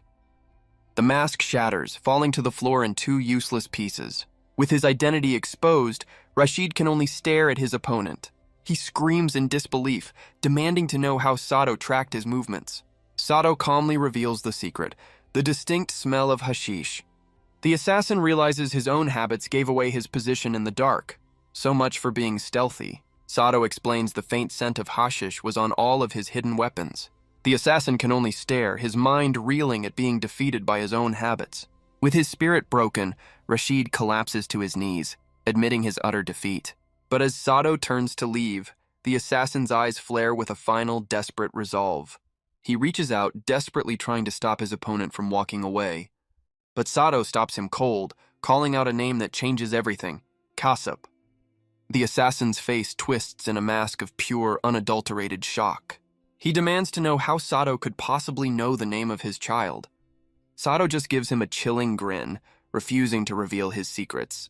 His mind flashes to a memory of his son, a young boy named Kassup. He knows Kassup is destined to become one of Charles Einhard's most powerful allies. The threat works perfectly as Rashid screams for him to spare his son. With the assassin completely broken, Sato lays out his one and only condition. The demand is simple and utterly humiliating. Become his loyal dog. The legendary assassin can only stare, his pride warring with his desperation. Sato reassures him, saying all he has to do is follow orders without question. With no other choice, Rashid kneels, accepting the warrior's contract as absolute. Sato smiles, satisfied with his new, very skilled and very unwilling subordinate. The assassin takes the command a bit too literally, letting out a defeated bark, and Sato is left completely speechless, clearly not expecting that level of commitment. Sato awkwardly tells his new assassin that the whole dog thing was just a metaphor. But the moment is shattered as Otto and his men scream in terror at a sudden noise. Elsewhere, the witch Battery Elizabeth watches the chaos through her scrying orb. She's completely baffled by their strange ritual, wondering what god they could be praying to. Her familiar, a shadowy crow, returns to her side with a silent flap of its wings. But she just smirks, deciding she's excited to see what her new pawns will do next. And just like that, the warm spring gives way to the heat of the coming conflict. Summer arrives with a brutal training montage, with the cub acting as a tiny drill sergeant. The thundering sound of hooves signals that the time for preparation is finally over. And as the army marches, the fires of war begin to consume the land. The war begins, and with it the arrival of the man Sato has been searching for. On the other side of the battlefield, an army of foot soldiers stands ready for the clash. Red banners whip in the wind, a declaration of war against the setting sun. The cavalry charges forward, their hooves thundering across the scorched earth. A commander roars for his men to cut down their Gasconian enemies without mercy. He rallies the Aquitanian forces, demanding they show their true strength. But his speech is cut brutally short by a flash of golden steel. His men can only scream in horror as their leader falls before their very eyes. They look up in terror as a spinning axe arcs through the sky like a deadly boomerang, and a lone warrior on horseback catches the weapon without breaking stride. Well, that's one way to make an entrance. The Aquitanian soldiers brace themselves, sensing an overwhelming force charging their lines. But their fear turns to disbelief as they realize it's not an army, but a single man. And that man is Sato, screaming at his runaway horse with a terrified cub on his shoulder. The enemy soldiers can only stare, their minds completely short-circuiting at the absurd sight. His out-of-control steed plows directly into the enemy ranks, sending bodies flying. With no other choice, Sato becomes a whirlwind of destruction, his axe clearing a path. He admits this wasn't the plan, but he's going to have to improvise his grand entrance. Despite wanting to lay low, he's now single-handedly dismantling an entire army. The terrified soldiers can only scream that he's not human, but a devil from the battlefield. Their commander's voice cracks as he gives the only order left, a full panicked retreat. The remaining soldiers turn tail, desperately trying to flee the battlefield. But Sato roars that he's not letting them escape, his tiny companion echoing the sentiment. He grabs a massive wooden beam from a destroyed cart, his grip like iron. With a feral grin, he hefts the improvised weapon, ready to end this chase. He channels his power into the makeshift spear, making it glow with golden energy. A system window confirms his intent. The spear throw skill has been activated. With a furious roar, he unleashes his ridiculously oversized projectile. The massive beam soars through the air like a missile, a blur of destructive power. It finds its first target, tearing through a fleeing horse with brutal force. The improvised spear skewers the entire line of soldiers, a truly devastating strike. The improvised spear tears through the enemy line, a brutal end to their escape. With his companion on his shoulder, Sato roars for his own men to join the fray. His men can only scream for him to wait, struggling to keep up with his reckless charge. Otto realizes with dawning horror that their new boss has already started the party without them. The enemy soldiers recognize the infamous ogre blade Otto, their fear growing with every step. But they know if Otto is here, then the real monster Attila can't be far behind. Under Attila's command, the Kiri mercenary group becomes a force to be reckoned with. Even Otto fights with a newfound purpose, his fists like hammers against the enemy. Each member of their new unit plays their part in the coming conflict. And Rashid moves through the shadows, preparing them all for the true battle ahead. Elsewhere in a grand cathedral, a nomination ceremony is already underway, and the man of the hour is none other than Charles Einhard, receiving his title as a knight. He is charged with protecting the weak and upholding the truth of the kingdom. A simple yet powerful command is given, to become a knight for the people. As he rises, the ladies of the court can barely contain their admiration. They swoon over the 16-year-old hero, praising his sharp, cool eyes. But not everyone is impressed, as two nobles sneer at the commoner's promotion. They believe he's nothing more than a disposable shield for the coming war. But their condescending chatter is cut short by a sudden heavy tap on the shoulder, and it's Otto, who towers over them with a simple warning to mind their manners. A new warrior steps in, scolding them for disrespecting the new knight. The noble sputters in outrage, demanding to know who dares challenge a baron. But a calmer voice cuts in, a young warrior apologizing for their comrade's outburst. This is Pippin, vice captain of the Gold Lion mercenary group. The Baron is less concerned with apologies and more with how they know his name. Pippin simply smiles, claiming they've memorized every guest at the ceremony. The noble scoffs, calling it impossible to know all 500 attendees. He dismisses it as a bluff, a cheap trick from a low-born commoner. With a polite bow, Pippin apologizes for the disturbance and turns to leave. But the Baron isn't finished, furious that a commoner would dare walk away. But the warrior's eyes are cold, a silent challenge to the noble's authority. Pippin explains they were simply cautioning the Baron for disrespecting Charles. He calmly points out that insulting a knight without basis is a serious crime. But his companion's smile is anything but calm, a silent, chilling threat. The Baron's bravado completely evaporates, replaced by pure, unadulterated terror. He screams for them to leave, and the warrior happily obliges. Well, that was an effective negotiation. Later that night, a single firefly dances under the light of the full moon. The intense warrior watches as the small creature lands gently on their arm. It crawls along their sleeve, its light a tiny beacon in the darkness. The warrior marvels at its speed, lost in some very specific, very nerdy calculations. His comrade announces their departure for the battlefield, but Pippin senses a lingering unease. The warrior just laughs it off, dismissing his distraction as a simple bug. But Charles Einhard tells them not to waste their thoughts on powerless fools. He vows to conquer the nation, promising no one will ever disrespect his comrades again. The warrior smiles, accepting the weight of that solemn promise. With a friendly punch to the chest, their bond as brothers in arms is sealed. But the warrior suddenly recalls some new intel about a powerful mercenary in Gascony. He claims this new fighter is rumored to be as strong as Charles Einhard himself. The hero's confidence wavers, questioning if such a rival could truly exist. But his doubt quickly turns into a predatory grin. He can't wait to meet him in battle. The warrior asks a bizarre question, wondering if Sato can see the enemy from the sky. Sato can only stare back, his face a mask of pure, unadulterated confusion. The man praises him for perfectly grasping the enemy's strength, a feat Sato knows is impossible. The men celebrate, believing heaven is on their side, while Sato notes the bandit's newfound faith. The warrior smugly calls him Sir Knight, but Sato isn't buying the act for a second. But Sato knows the truth. Heaven has absolutely nothing to do with this. He simply grasps the flow of the battlefield, his author's knowledge a secret weapon. He knows he must not interfere too much, letting the original story play out. His goal is to ensure Charles finds the fairy kingdom, but the sky suddenly turns dark. The others see it as a divine omen, but Sato looks up with a growing sense of unease. A solar eclipse blots out the sun, casting a crimson shadow over the land. Sato realizes with dawning horror that this was never part of his original story. His new assassin Rashid appears from the shadows with urgent news. He reports that Charles's mercenary group will divide their forces in 5 days. Sato understands immediately. The protagonist is finally making his move. He dismisses his subordinate, his mind already racing with the implications. He recalls defeating Bleda, a victory that has now weakened Gascony's army. The Gasconian forces are being slaughtered, unable to hold their ground. And if the war ends too soon, Charles will never find the fairy kingdom. With a new plan forming, he calls out to his mercenary captain, Otto. He knows he can't let the history of his own world be warped any further. With a grim smile, he declares their new target, the Gold Lion mercenary group.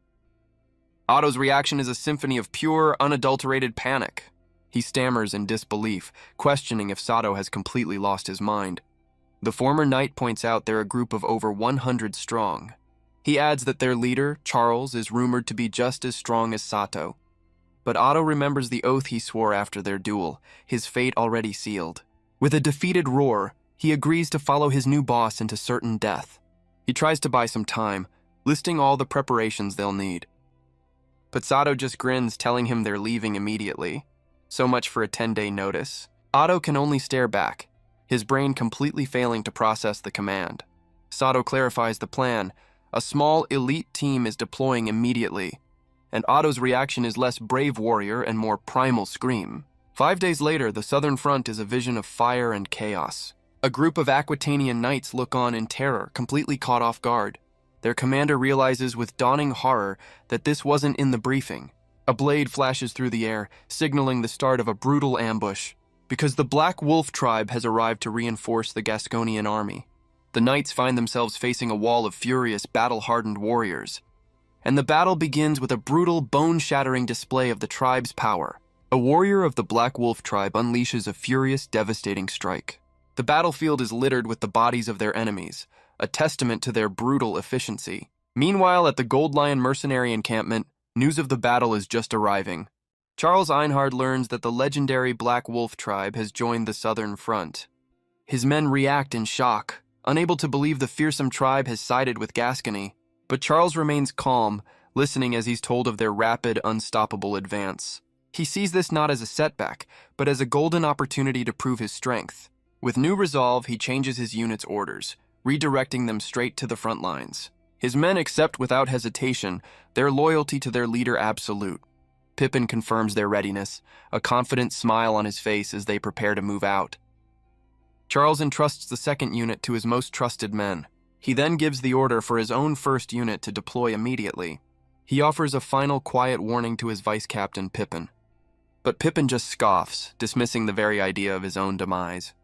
Their other comrade agrees, telling Charles not to waste his worry. Charles gives a final command, entrusting Pippin with Ruak's safety. So much for not worrying. With his plan in motion, he rallies his men with a promise of glory. The Gold Lion mercenaries roar in approval, their loyalty absolute. Charles and his elite unit ride off into the night to begin their assault. Pippin watches them go, vowing to bring back a mountain of enemy heads. But back at the mercenary camp, Pippin senses a sudden, unwelcome presence. Before anyone can react, Otto crashes the party with a flying leap. And right behind him is Sato, a wild grin on his face as he finds his prey. The massive blade cuts through the air, a blur of golden destruction. Pippin's face twists in shock, realizing he's facing no ordinary foe. With a surge of golden energy, he stops the blade cold. Okay, so this guy's no slouch either. The mercenaries are thrown into chaos as the first attacker strikes. But the real target is Pippin, and Sato's grin says he's found him. The clash of steel rings out, a brutal opening to their deadly dance. The vice-captain realizes this isn't just an ambush, it's an execution. Sato's first strike lands, drawing blood from the vice-captain's chest. The scene flashes back 5 days, to the moment the sun was blotted from the sky. Otto was understandably having a complete meltdown over the 5-man army plan. But Sato knew this was the only way to rebalance the scales of the war. He understood that their window of opportunity was incredibly small, and that chance was now, while the protagonist was away from his camp. Back in the present, Otto crashes the party, taking out the first guard. Pippin is sent reeling, caught completely off guard by the sudden chaos. Sato smirks, telling the vice-captain to just play along quietly. With the camp now on high alert, Sato stands ready to face them all. From the bushes, Otto and his men watch in horror as their boss is surrounded. He screams for them to hold their position, insisting it's all part of the plan. He clarifies the grand strategy. Sato mows down the enemy while they watch, a truly foolproof plan. Sato lets out a weary sigh, completely unfazed by the army surrounding him. He admits the original plan was a simple hit and run, but things have gotten complicated. The enemy mercenaries charge forward, a wave of steel aimed to overwhelm him. He meets their charge with a leap, his axe a blur of golden light. The blade tears through their ranks in a brutal, fiery display of power. But 3 more descend from above, ready to strike him down. Their blades find nothing but dirt, their target having vanished in an instant. A warning cry rings out as Sato descends from the sky like a meteor. The mercenaries can only scream, their eyes wide with pure, unadulterated terror. He gathers his power, his very core glowing with a destructive golden light. A wild grin spreads across his face as he prepares to unleash his attack. He slams into the ground, shattering the earth in a massive, fiery explosion. The shockwave rips through the camp, a testament to his overwhelming power. From the bushes, Otto pretends this was all part of the plan. Sure it was, buddy. The remaining mercenaries are thrown like dolls in the chaotic aftermath. A lone survivor stands amidst the dust, his mind struggling to process the attack. But the real fight begins as 2 of the unit's strongest warriors step forward. The first warrior, Ruak, remembers his promise to Charles, protect Pippin at all costs. The second warrior, Pippin, steels herself, knowing Ruak is her last line of defense. With a surge of power, Ruak vows to be her shield no matter what. His mind flashes back to the family he found, the one he was taught to protect. He remembers Charles and Pippin, the core of his new hard-won family. And with that resolve, he unleashes a devastating punch, ready to defend them. A furious roar tears from his throat as he channels all of his strength. His entire body becomes a weapon, a wall of pure, unyielding power. He leaps between Sato and Pippin, declaring himself the shield of his comrades. But Sato just grins, impressed by the warrior's sudden display of power. Ruak confronts him, asking if he's the infamous Massacre Man.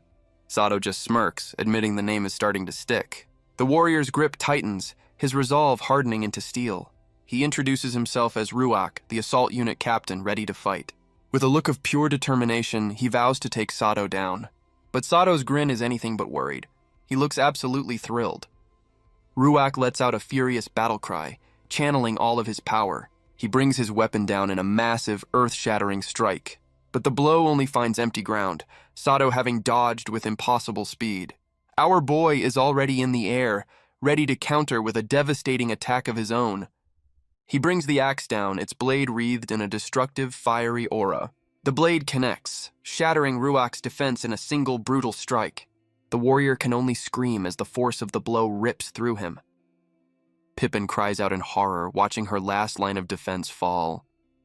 Ruak is sent flying, his body a testament to Sato's overwhelming power. With a confident grin, Sato decides that should be enough to get their attention. Pippin is left alone, finally understanding the legend of the Massacre Man. She realizes with dawning horror that he's as strong as her captain Charles. A fire of pure, unadulterated rage ignites in her eyes. No, she corrects herself. This man might be even stronger. She knows this man is a threat that must be eliminated for her comrades. But Sato just stares back, his golden eyes completely unfazed by her resolve. With a furious roar, she rallies her remaining forces to her side. She gives the command, ordering her men to form a defensive shield wall. She leaps into the air, a beacon of defiance for her charging soldiers. From the bushes, Otto has a minor, completely understandable panic attack. But Sato is impressed, acknowledging Pippin's skill as a commander. Her command instantly reignites the morale of her wavering soldiers. Their fear is replaced by a burning resolve to defend their camp. She calls for her archers, who draw their bows in perfect unison. With a furious roar, she gives the command for her archers to fire. Another commander screams for the garrison to form a defensive shield wall. The soldiers lock their shields, forming an impenetrable advancing phalanx. But Sato just smirks, recognizing the classic, well-executed tactic. It's a simple strategy. Overlap shields and advance as a single unified unit. They defend as one, unleashing a volley of arrows from behind their wall. And then they attack as one, a coordinated wave of steel and death. It's the perfect strategy for crushing a single disorganized opponent. But Sato stands his ground, a golden aura flaring as he prepares to meet them. From the bushes, Otto and his men can only scream in terror as the army charges. He shouts a warning to his own men, who are still hiding in the bushes. A system window confirms his analysis. Tactic detection is now active. With a confident grin, he knows a rain of arrows is about to fall. The archers behind the shield wall draw their bows in perfect unison. A deadly volley darkens the sky, aimed to pin him down completely. But Sato just looks up, completely unfazed by the incoming storm of steel. Otto and his men, however, are having a full-blown panic attack. Guess they should have listened. These aren't just arrows, they're massive enchanted bolts meant to obliterate. The projectiles slam into the ground, erupting in a series of fiery explosions. And Sato makes a tactical retreat, carrying his entire squad on his back. He knows he's done some damage, but their rapid-fire bows have him pinned down. He tells his men to get off, and they immediately assume he's abandoning them. But he just drops them to the ground, his eyes fixed on the enemy line. With a confident grin, he tells them he's going to stop the archers himself. Pippin roars for her men not to let him escape, ordering them to shoot him down. A fresh volley of enchanted arrows darkens the sky, ready to strike. But Sato leaps into the air, dodging the explosive bolts with impossible agility. He charges headfirst into the storm of steel, a truly brilliant tactical decision. Otto and his men can only scream in horror as the arrows close in. But Sato becomes a whirlwind of golden light, deflecting every single projectile. A new skill activates, a flash of blue energy in the chaos of battle. Sato's eyes narrow, a confident smirk playing on his lips. He snatches a spear from a fallen soldier without breaking stride. With his new weapon in hand, he stands ready to counterattack. He launches himself forward, a blur of motion aimed right at the shield wall. He soars through the air, a golden meteor descending upon the terrified army. Pippin and her men can only stare, their minds failing to process his impossible feat. She screams in disbelief, questioning what kind of monster she's truly facing. Sato's hair flares red as he laughs, clearly enjoying this a little too much. The vice captain's face twists in terror, realizing he's not just fighting, he's having fun. He lands with enough force to crack the very earth beneath him. With a wild grin, he unleashes a devastating swing of his axe. He hurls the weapon, turning it into a spinning golden boomerang of death. The axe cuts through the air, a blur of pure destructive energy. It smashes through the shield wall, shattering their formation in an instant. Otto and his men can only scream, their jaws hitting the floor. So much for their tactical analysis. Pippin's face twists in horror, her perfect strategy completely undone. The axe arcs back through the air, returning to its master's hand. He catches it without even looking, the weapon's power still humming. He lands amidst the chaos, a one-man army ready to finish the job. Pippin can't believe it. Their formation, honed over years of battle, was completely shattered by a single, ridiculously overpowered axe throw. She looks up at the monster who defeated them, her thoughts turning to Charles. In her mind, she offers a final, silent apology for her failure. With her spirit broken, she collapses to her knees, ready for the end. Sato raises his axe, its fiery blade ready to deliver the final judgment. The vice captain can only brace herself, the weight of her defeat crushing. But instead of a final blow, Sato just grins, admitting he had a good time. He lowers his weapon, the battle apparently over in his mind.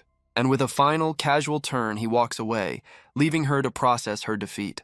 Pippin can only scream in frustration, her pride completely shattered. The weight of her failure is a bitter, undeniable truth. And with their mission complete, Sato and his men retreat into the night. Otto, meanwhile, is having a very public, very loud near-death experience. He even demands their new boss carry them for the rest of the war. But Sato just informs him that his training is starting over from square one. As they ride, a messenger bird cuts through the quiet of the night. It lands on his arm, a silent delivery from a familiar shadow. The note is from Rashid, his new assassin turned intel gatherer. But whatever news it carries, it's enough to wipe the victory from Sato's face. The news sends Sato into a furious charge, his men struggling to keep up. He ignores their calls, his eyes fixed on a single urgent destination. He arrives at a quiet encampment under the light of the full moon. And there he is, the man he's been searching for, Charles Einhard.